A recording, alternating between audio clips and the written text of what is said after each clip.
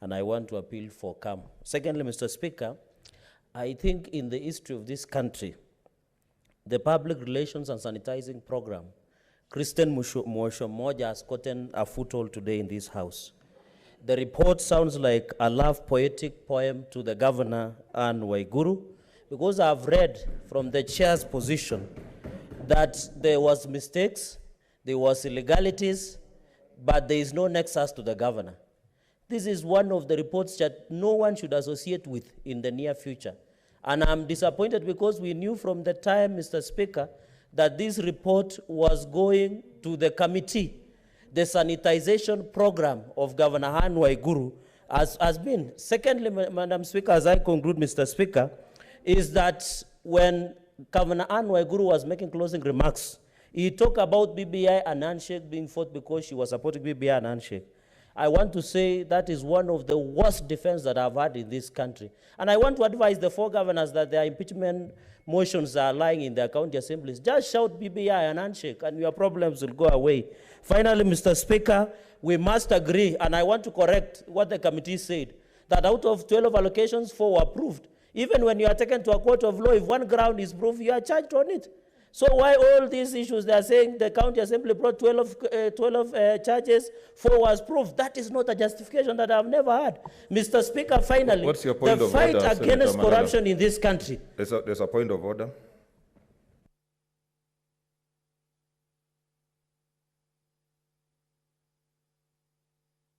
Mr. Speaker, is Senator Cherargei in order to mislead this House that I said on the floor of the House that the county assembly proved 4 allegations? I said they prosecuted. Senator Cherargei, differentiate the word prosecution and approved. Okay, Senator Cherargei, conclude.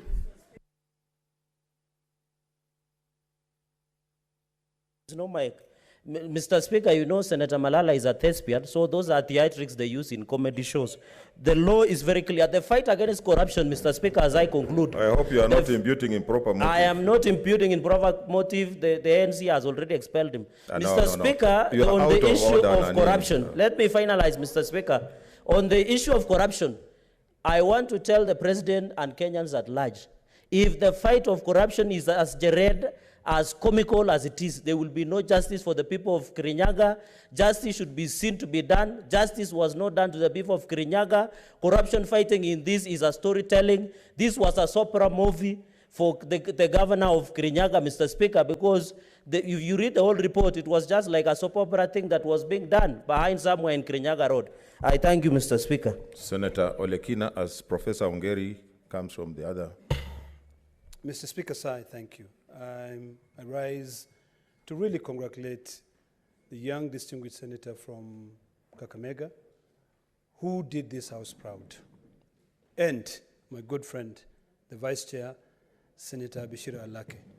Mr. Speaker, sir, this is a report that even this House, as we see the committees in this House, if we take time and read through this report, we can be able to now follow up to ensure that the people of Kirinyaga get justice. There's all different things that have been alluded to here, maybe those testaments that were made by the witnesses, including the issues of health. I would hope that the Committee on Health, and which I sit on, would be able to follow up and to be able to go and check them out. Article 226, subsection 5 of the Kenyan Constitution is very clear. It states clearly that if any holder of a public office misappropriate funds, they are accountable.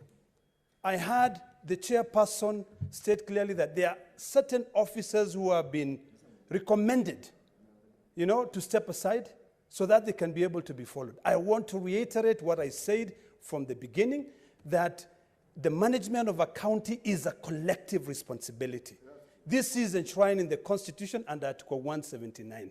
I want to remind the CCs who are in Kirinyaga and also the CCs in all 47 counties that whatever happens in the county, you are responsible.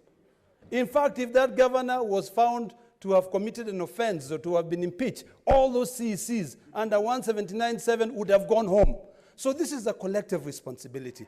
I find that this committee did a fantastic job. I'm going to spend some time, go read through this, so that I can be able to contribute more in my committee. And finally, Mr. Speaker, sir, this is something which is one of my pet peeves. Some of these MCAs have no clue of the rule of law. How can somebody come and say Impress was not surrendered? It is not in their jurisdiction.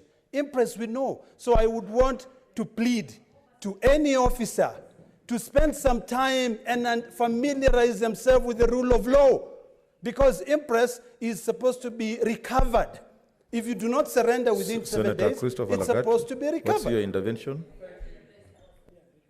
Thank you, Mr. Speaker. I just wanted to remind Senator from Narok that the MCAs are doing oversight, and we should not look down upon their level of oversight. In fact, this House is killing the functions of the MCAs down there, and they will no longer be willing even to do their work because of what we do here. So I want to tell the senator from Narok not to insult the MCAs that they don't know anything. They know a lot. That is very wrong.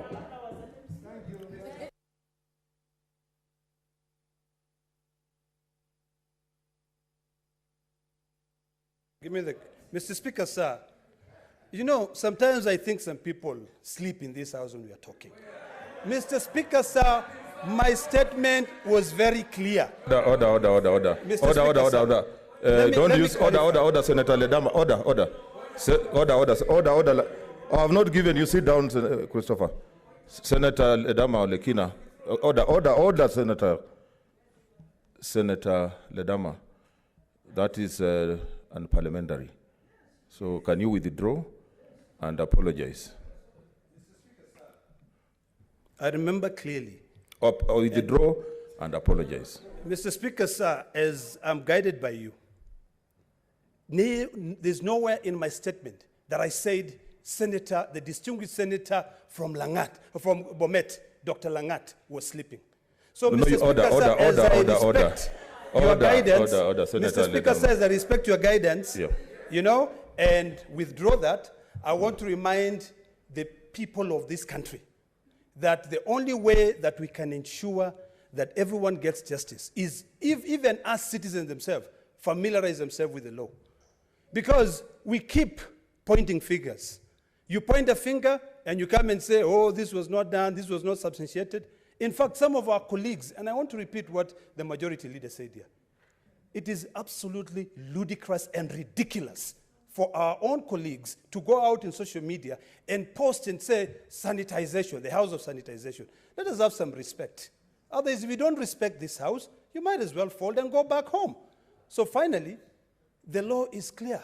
If somebody committed a crime and there are recommendations here, those investigating agencies should now get an opportunity to proceed. KRA